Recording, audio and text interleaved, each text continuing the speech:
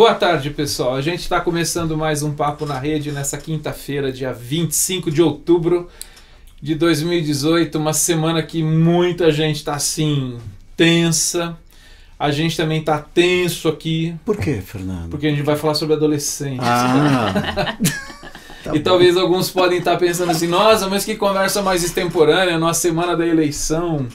A gente está tratando do futuro do Brasil, né? Falando em adolescência. Exatamente. E a gente já falou sobre questões do tema da política nos 3 programas anteriores. Então você procura lá.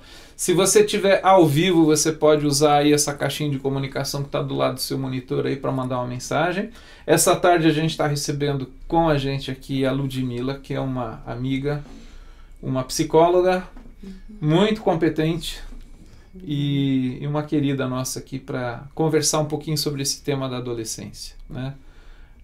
Se você que já é adulto, lembre-se que você já foi um adolescente, né? E talvez em algum momento na sua vida você vai estar sob o cuidado de um. Então, o Brega fala que eu falo muito, eu queria então já passar a palavra para... Não, mas eu vou falar antes dela falar. Tá vendo? Eu falei para você. Quem tem fala uma mais disputa aqui, né? Quem fala mais? O Não, convidado geralmente vai falar pelo 8º, 9º minuto.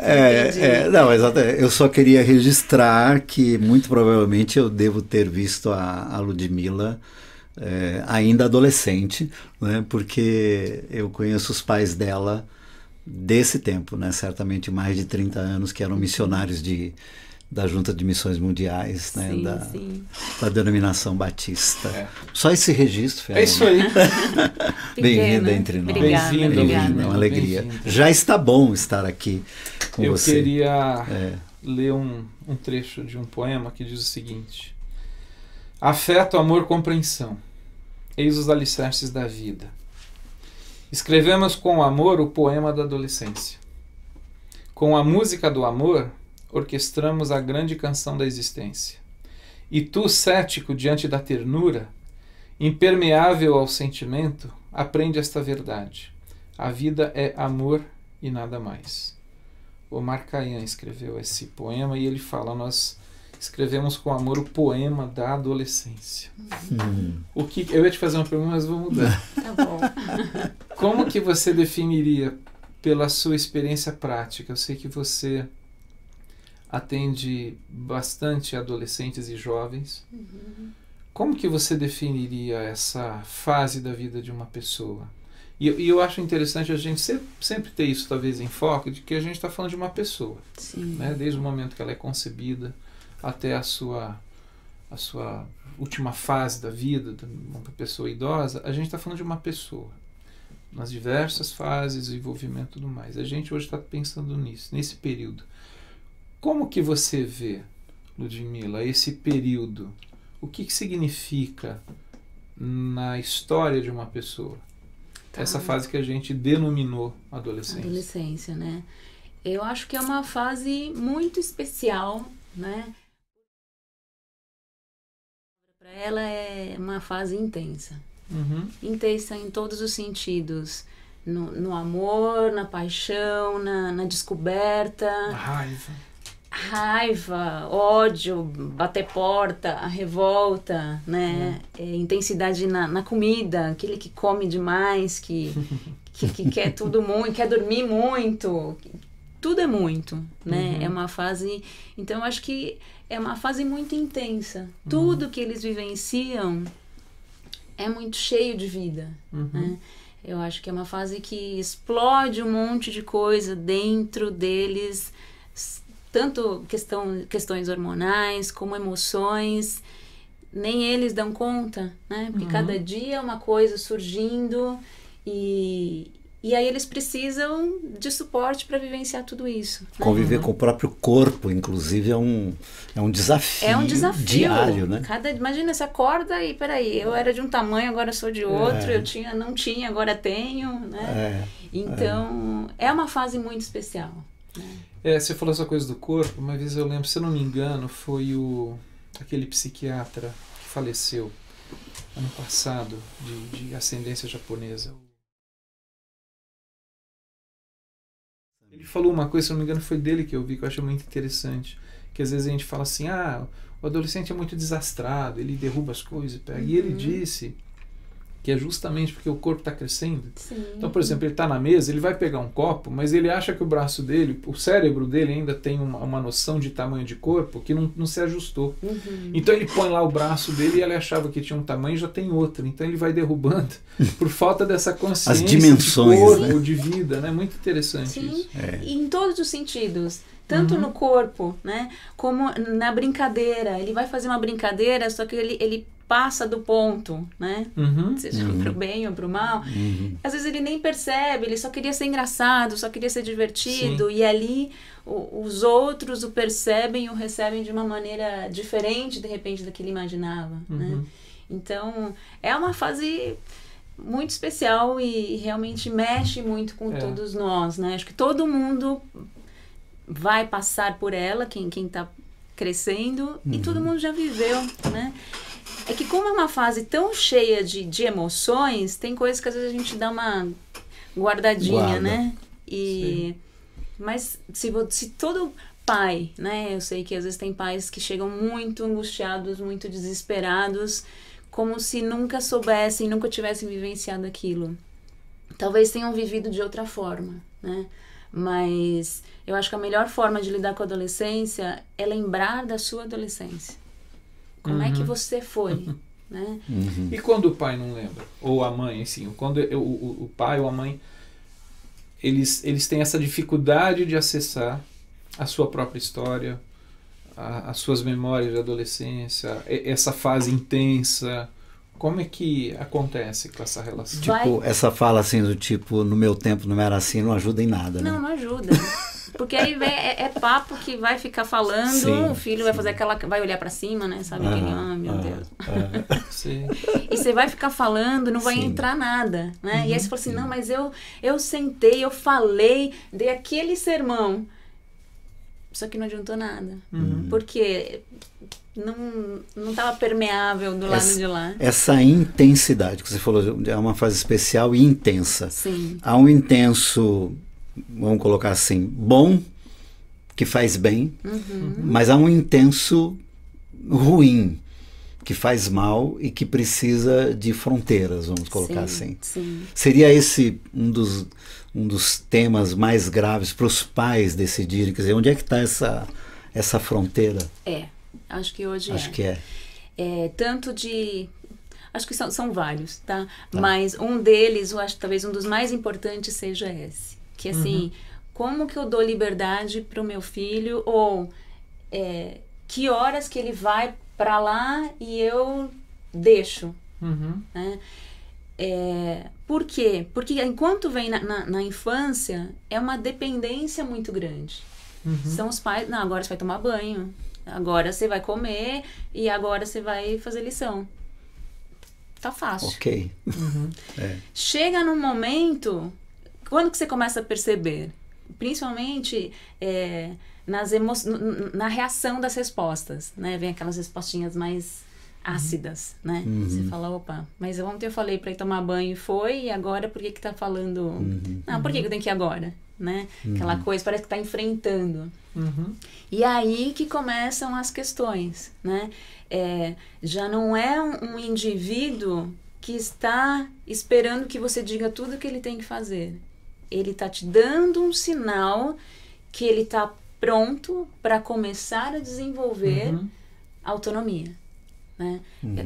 A adolescência é isso, é o preparo para a pessoa se tornar autônoma e conseguir viver uma vida adulta em todos os sentidos, né? Então, essa transição tem que ser olhada pelos pais a partir desse ponto de vista. Desse confronto. Que é natural, não é um confronto ruim, né? É natural. O que vai acontecer? O adolescente ele vai deixar de focar tanto na família, principal coisa que ele faz, e ele vai para o grupo. Sim, a turma. A turma é super legal. Os pais dizem assim, por que a minha filha é tão simpática com as meninas, com a turma dela, e chega em casa não me dá nenhum beijo? É a grande frustração dos pais, né? O que aconteceu? É outra filha? Porque ela está encontrando ali algumas coisas necessárias para esse desenvolvimento dela. Né? E aí começa a gerar um monte de situações. Sim. Mas essa barreira, né, até onde vai, que eu sempre falo assim, né, não tem uma fórmula pronta. Sim. Olha, não, você pode deixar seu filho fazer isso aqui e aquilo não. Eu acho que a pessoa tem que se respeitar, né? Os pais têm que se ouvirem. O que eu dou conta? Eu não dou conta de minha filha voltar às 5 horas da manhã. Eles são mais isso poderia ser interpretado como: vem junto comigo, não me force, mas tipo assim, eu até permito que você venha comigo, porque os pais têm essa coisa de não saber a hora de desligar. E às vezes não é a hora de desligar. Sim. Mesmo. Né? Mas é tipo, vem comigo. O que o pai e a mãe se tornam na adolescência é uma rede de sustentação. Eu acho que é o que melhor caracteriza. Boa palavra. Porque ele vai se lançar, ele vai tentar, ele vai arriscar, ele vai fazer escolhas erradas. E ele precisa de rede de sustentação. Sim, legal. É quase que uma rede de segurança, né, do trapezista. Sim. Ele vai pular. É essa rede. Ele vai saltar. Pode ser que ele não consegue pegar e tem que ter uma rede ali embaixo. Senão vai se esborrachar e pode ter outras consequências. Ó, tem 2 e-mails que já chegaram aqui. O primeiro é do Leonilson, lá de São Luís, Maranhão. Léo, tudo bem, amigo? Pois é possível falar em protagonismo do adolescente nos embates da vida? Ou estamos colocando cargas inadequadas para uma vida imatura? Eu acho que é essa coisa do limite, né? Sim. Tentar... E aí me parece que o que você está querendo dizer, Ludmila, é assim, e esse é um exercício, é uma luta, às vezes angustiante para o adolescente. Sim. E também para os pais. Para a família, né? Tentar identificar que essa tensão, né? Onde que essa linha vai ficar. E que não vira assim, né? O adolescente não é o protagonista, então pronto, para o mundo porque temos um adolescente em casa. Não, a vida segue, a casa tem regras, a casa tem comandos. Tem comando, tem horários. Tem né? Limites. Porque isso é necessário, a referência, né? Sim. Precisa ter. Só que é uma pessoa que está ali passando por um momento muito especial e precisa estar atento ao que tem por trás daquilo. Né? Tem comunicação acontecendo ali. Sim. E às vezes se perde. O Dirceu Cardoso de Curitiba. Olá, Dirceu. Boa tarde, depois de alguns meses estou conseguindo assistir ao vivo. Bem-vindo, Dirceu. É mesmo, tenho o privilégio de trabalhar com adolescentes na igreja e tenho o privilégio de ter um filho adolescente. Pergunto, o que vocês pensam? A gente não, cara. O que vocês pensam sobre a avalanche de informações que nossos adolescentes têm acesso hoje em dia? Ele está falando de redes sociais, internet, etc. Será que isso não torna essa fase mais complicada hoje em dia? O que você percebe, Ludmila, dessa questão assim que de alguma maneira, e me parece que não é só em relação aos adolescentes, os pais também, né? Eu já ouvi queixas de adolescentes que os pais se ficam no celular o tempo todo e não conseguem falar. Não olha para mim, né? Exatamente. Mas o que é esse dado novo, esse fenômeno e sobretudo assim, por que eu estou falando no celular? Porque a internet ela já é antiga. Sim. O que é um fenômeno relativamente novo é que todo o conteúdo da internet eu tenho praticamente 24 horas por dia no bolso, no meu bolso. Ou seja, eu levo para onde eu quiser. O que você tem as redes percebido? Interativas, né? Isso, que são tudo que proporciona então, informação, novas. interação. E o que você tem percebido que isso tem gerado? Intensificado? Tem facilitado alguma coisa? Como que isso é na vida do adolescente hoje? Vamos lá, eu acho que tem vários aspectos aí pra gente conversar. A gente em 30 minutos vamos resolver toda a questão dos adolescentes, tá bom, gente? Porque é uma longa história, na verdade, né? Assim, o adolescente que a gente estava falando, que caracteriza adolescente, é a necessidade do grupo, fazer parte do grupo. Aí surge o celular, né? A internet, a comunicação. Nada mais rico do que estar pertencendo a um grupo do que um canal que você acessa a hora que for, de onde for e tudo mais. O adolescente está sozinho no quarto, mas ele não está sozinho. Não, tá ele com uma galera, né, o tempo todo. O que acontece? Esse fenômeno, né, eu acredito que ele é bom nessa questão de interação e de facilidade de comunicação, Só que a velocidade disso é muito intensa. Então, se é saudável? Não, não é saudável. Porque, de novo, falando dos limites, não tem limite. Então, você tem hoje um adolescente que não fala assim, eu preciso dormir 8 horas por noite. Ele fica até 3, 4 horas da manhã no celular, conversando, acessando coisas e tal. E aí tem que acordar às 6 da manhã. Né? Não há um limite estabelecido. O volume de informações, de novidades e a aceleração da vida está muito intensa. E a maturidade para lidar com alguns desses temas que ele acessa? Entra nesse pacote? Entra. Ele não tem maturidade nem para saber que horas desligar. Imagina quanto mais... Lidar com os temas que vão surgindo ali, né? Com possíveis assédios que aconteçam. Sim, perigo, né? O bullying cibernético hoje tem sido, assim, super complicado. Se antigamente alguém falava de você na escola, porque ele é assim, essa... Agora te expõe, né? Claro. E, de repente, aquilo te gera uma ansiedade imensa, né? Então, hoje eu vejo adolescentes extremamente ansiosos. Acho que todo mundo que tem adolescente provavelmente vai me dizer que, não, meu filho é ansioso. Sim, né? Sim. Agora,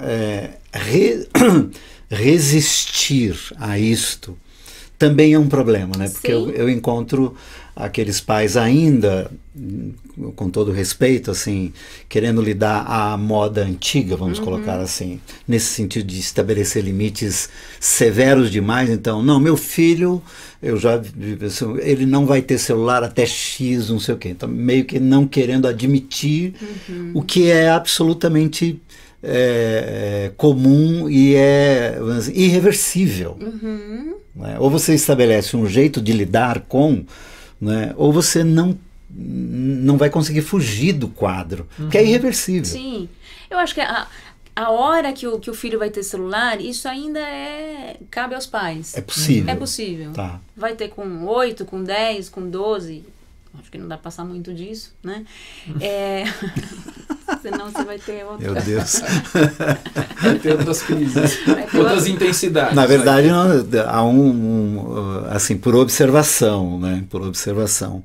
Nós que temos filhos, né? Mas muito mais esses dessa geração, o objeto digital, quer dizer, o talk, né? Você tem hoje crianças de 1 ano, menos até, já tendo acesso. E com 2, 3 anos ele já é um expertzinho, né? No jeitinho de lidar, né? E aí, quando chega aos 8, você quer estabelecer que não mais, né? Sim, então, depende da cultura da família, O menino já está inteirado no negócio. Já estou dentro do negócio, exatamente, né? Exatamente. Então, assim, é bem desafiador mesmo. É bem complexo. Ludmila, a gente estava falando um pouquinho dessa fase de uma formação da identidade da pessoa na adolescência. Eu queria que você tratasse um pouco mais disso, que eu acho que talvez esse seja uma das questões principais, sobretudo para a família que está lidando ou que está convivendo com essa pessoa que está passando pela fase adolescente, então assim, que é quando surgem o afastamento, o vínculo das relações da família do adolescente com ele ficam mais fragilizadas. E a gente estava conversando um pouquinho antes da nossa conversa, antes da gente começar a transmitir, que você fala que isso é o processo natural. Que tem a ver com esse adolescente se descobrir como pessoa. Então ele precisa se afastar um pouco daquele que eram as referências que ele tinha na sua infância, e muito, muito crescidas, né? Um pai, uma mãe, uma figura muito de dependência e tudo mais. Como que os pais podem compreender esse processo de que ele é necessário para essa fase de formação de uma pessoa autônoma, como você disse? É difícil, né? É mais fácil, a teoria é mais fácil que a prática. Sim, a gente sempre trata da teoria como coisa mais prática, mas eu acho que a teoria é importante. A teoria é fundamental porque te dá um parâmetro para você saber, não, peraí, eu não tô perdido aqui, eu sei o que está acontecendo, né? Então, assim, dizer para um pai que ele tem que entender essa fase... É isso, ele vai ter que entender essa fase, né? O adolescente, o que ele vai precisar?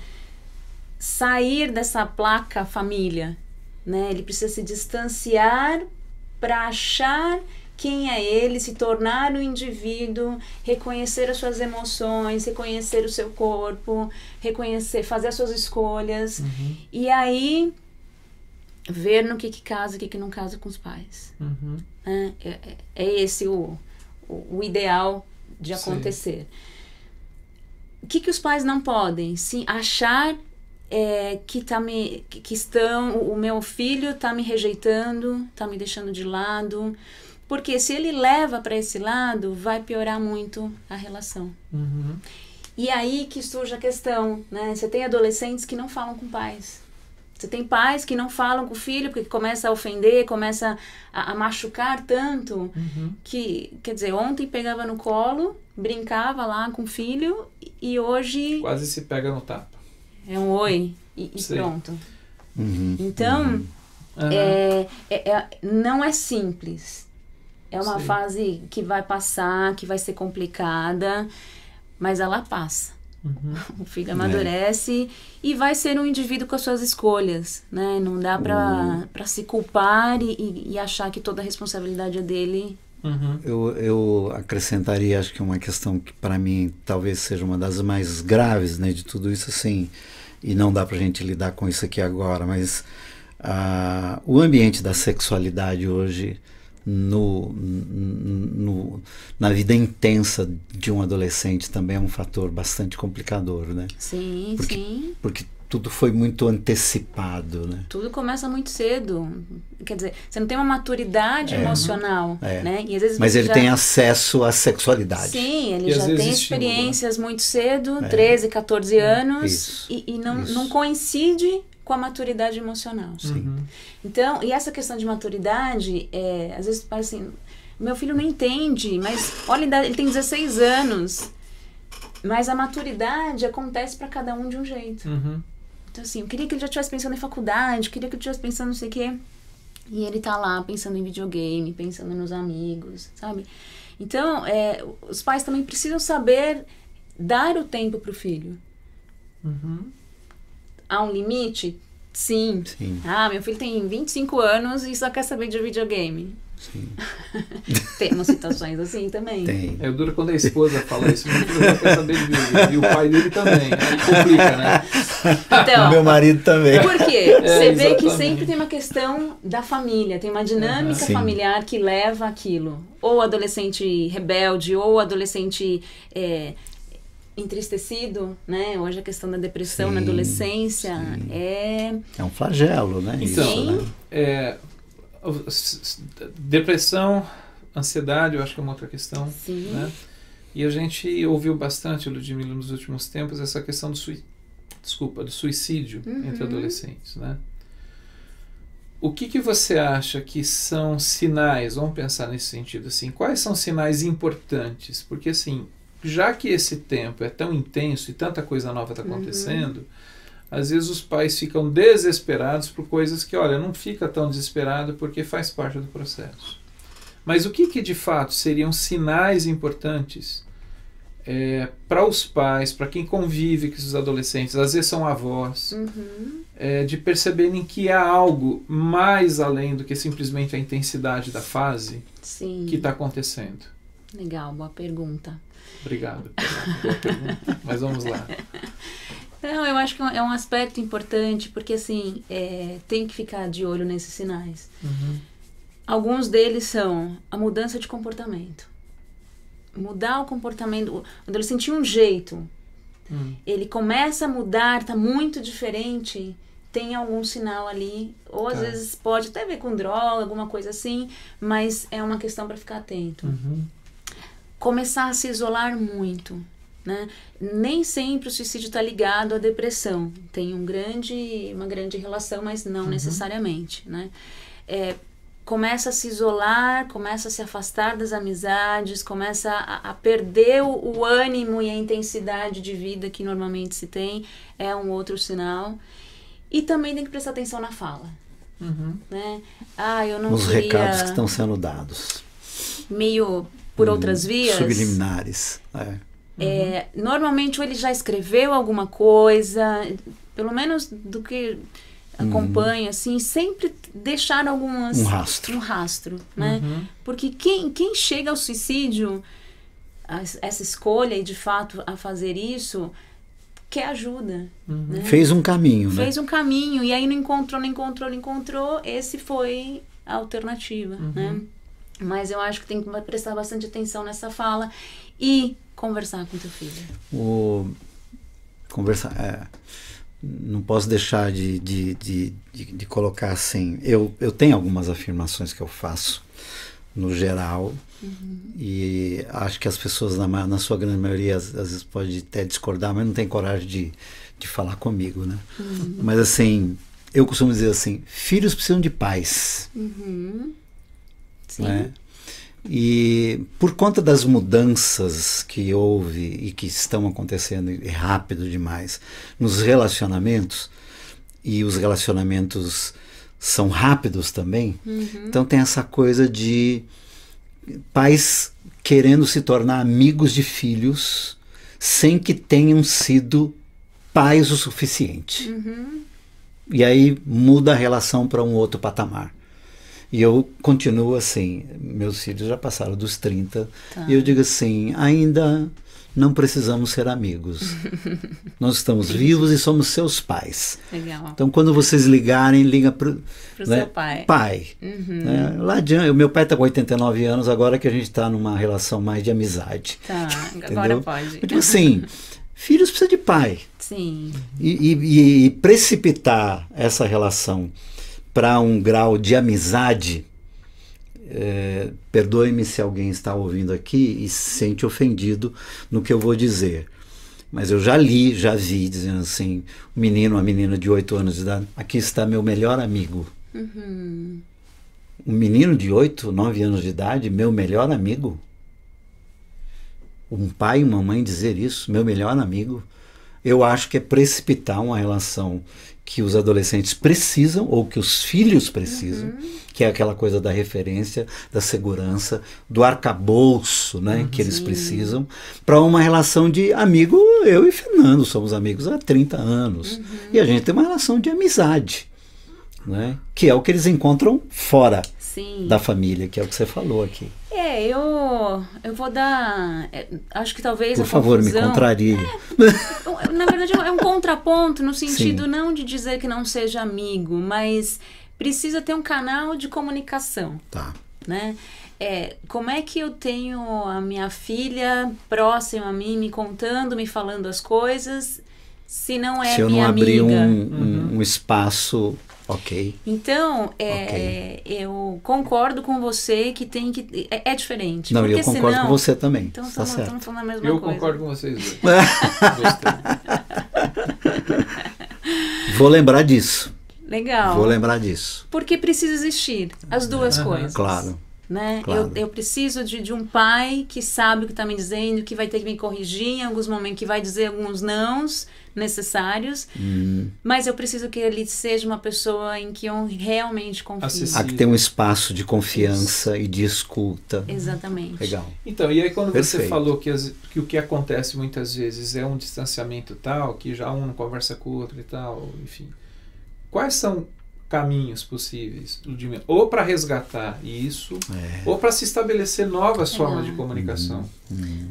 Assim, eu acho que a boa notícia, eu acho que é por isso que eu sou psicóloga, na verdade, porque o ser humano pode mudar, né? Se fosse só pra gente ouvir as histórias tristes e acabou, ia ser bom, ai que pena, né? Acredito. Mas sempre dá tempo, né? Nunca, enquanto a gente tem vida, a gente tem a possibilidade de mudar. Vai ter que criar, mesmo que minimamente, um canal em comum. O que vocês conseguem em comum? É fazer uma comida juntos? Tá. Estabeleçam aquele tempo com vocês. Né? Assistir um filme e falar de tal coisa. Tá. Pais, reconheçam, encontrem algo em comum com o filho. Isso vai o quê? Criar uma ponte. Se já rompeu, se não existe mais nada, você vai começar a construir para poder haver esse trânsito de lá para cá. Né? É possível, é bem possível. Às vezes resgatar uma memória, né? Sim. Da relação algo que desde o acontecia lá nascimento, atrás. enfim, resgatar essa memória, né? E fazer um memorial mesmo, né? E quem, assim, são os pais que investem nos filhos. Sim. No começo da relação Sim, da vida. totalmente. Né? 100%. Às vezes tem pais que não investiram nada e falam, meu filho hoje não tá nem... Porque Sim.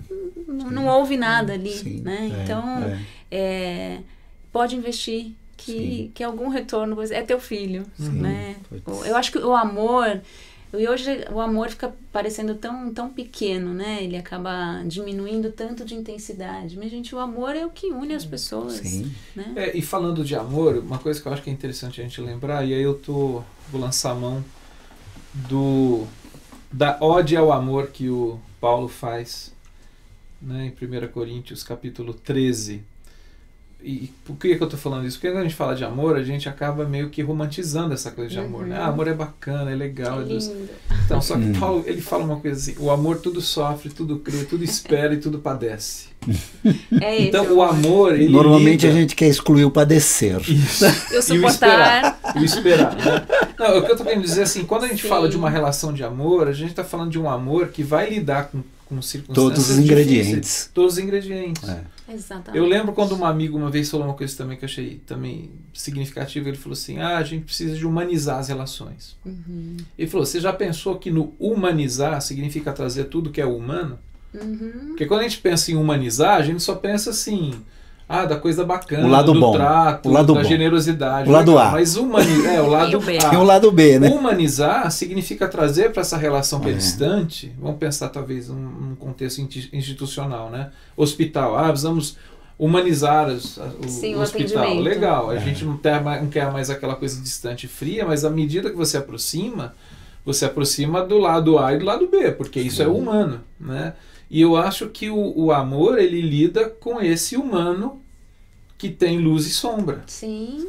Então, quando você está pontuando assim, que essa relação seja permeada pelo amor, é um amor que vai lidar com coisas difíceis que exigem, né? E acho que não tem outra palavra essa, uma disposição de esperar, de suportar, de sofrer, enfim, é isso. E padecer, inclusive, né?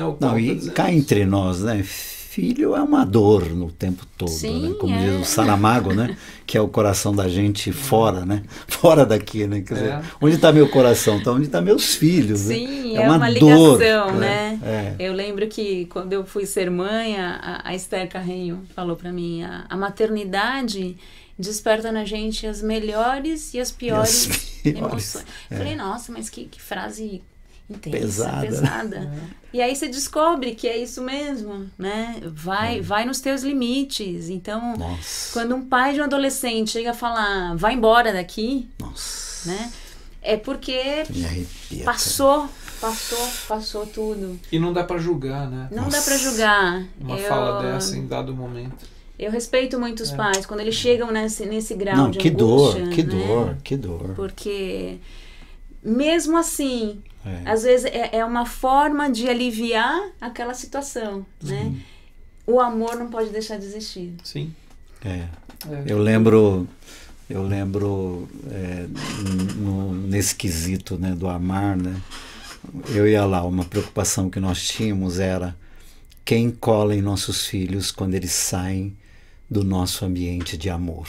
Então, assim, a gente diz assim, nós temos que amá-los, mas amá-los tanto que quem colar neles não vai alterar isso. Legal. Porque, é aquilo. Eu lembro quando nós colocamos eles para pegar ônibus para ir para o Colégio Batista. Passando mal. Que medo. Quem vai sentar do lado, sabe, da minha filha, do meu filho? O que vai, sabe, assim, o que vai dizer? Aí sempre aqueles ensinos de Dr. Shedd e outros que nos ensinaram, né, e provérbios, né? Ensina o teu menino, a tua menina, de modo que ele tenha aqui dentro algo tão grave, profundo, que qualquer sedução não o seduza imediatamente, pelo menos, né? Eles vão cair em seduções, mas que não seja precipitado. E hoje eu vejo que famílias, adolescentes que têm famílias, pai e mãe, não necessariamente juntos, né? Mas que os têm como referência, são adolescentes que têm um suporte, Sim. dá para perceber a sustentação emocional. Sim, Né? sim. Então, Não, e tem pais fazendo bons trabalhos. Né? Ótimos, ótimos. Mesmo nessa condição que você colocou, né? Não estão mais juntos, né? O casamento deu certo até um ponto, depois não deu mais. A conjugalidade deixou de funcionar, mas a parentalidade... Eu sou muito... Muito legal isso ter fico acontecido. muito feliz com isso também. Né? Homens muito conscientes, mulheres que conseguem entender a importância do pai para o filho. Não deu certo comigo, mas continua sendo teu pai. Então, isso vai tornar ele, né? Vai dar bagagem. Gente, isso. vai torná-lo gente. Verdade. É isso aí. Olha, já deu meia hora, a gente conseguiu responder todas as questões relacionadas ao adolescente, ou à adolescência, essa fase da vida. Eu gosto de pensar, Ludmila, em termos da minha vida prática. Os melhores tempos das nossas vidas. É bom demais, né? É muito bom. Então, eu tento fazer um exercício disso, né? Tentar lembrar. Você adolescente. A minha adolescência e a minha infância também. A minha esposa fala que eu tenho eu tenho facilidade de lembrar, de acessar essas as coisas. Memórias, E lembro né? bastante. Eu gosto também muito das memórias. E eu acho que de alguma forma talvez isso ajuda a lidar com algumas questões assim no contexto familiar, né? Mas enfim, a gente queria agradecer você. Pô, demais. Eu sei que você bloqueou a sua agenda para poder estar com a gente Perdoe-nos, aqui à né? tarde. Pessoal que está e a gente não paga nada, hein, Fernando? Faz uma caminhada, é verdade. Com a Ludmila. Obrigado você que abriu que legal. de estar com ela hoje à tarde. Enfim, mas obrigado. Bom ter. Espero que não seja a única vez. Legal. Não, e digo assim, eu continuo... É o tipo de papo que me estimula muito, né? A gente que lida com família, né? Sim, tem um monte de no coisa dia a dia, meu aí, Deus, né? Como acho que a palavra intensa vai ficar, né? Assim, como é intenso isso. Sim. E como é bom ter ferramentas. Sim. Boas, né, para lidar com isso. E às vezes uma das ferramentas, eu não gosto muito dessa palavra, às vezes eu sei, já falei, coisa de máquina. No melhor sentido. Mas um dos recursos que a gente tem é um bom profissional de psicologia. A gente tem aqui uma ótima profissional. Recomendamos. A Ludmila está atendendo lá na Vila Mariana, atrás do Arquidiocesano. Você pode acessá-la, posso falar? Pode. Lá nas redes sociais, no Facebook, Ludmila Brito. Você encontra ela e, enfim, se um dia você precisar. Fico à disposição, com o maior prazer, e seja para tirar alguma dúvida, precisar de alguma coisa. Legal. Prazer estar aqui com vocês. Obrigado. Prazer é nosso, uma alegria. Pessoal que mandou e-mail, obrigado. Até muito a próxima quinta-feira, já com o presidente eleito. Já pensou? Sim. Gente, calma, paz. Hasta la vista, baby. Tchau. Vamos lá. Tchau. Bruno, obrigado. Bruno Quintino, nosso piloto obrigado, lá. Obrigado, Bruno. Daniel, sala. onde você Daniel estiver, está apareça. trabalhando fora do estúdio hoje. Valeu, pessoal. Tchau. Obrigada.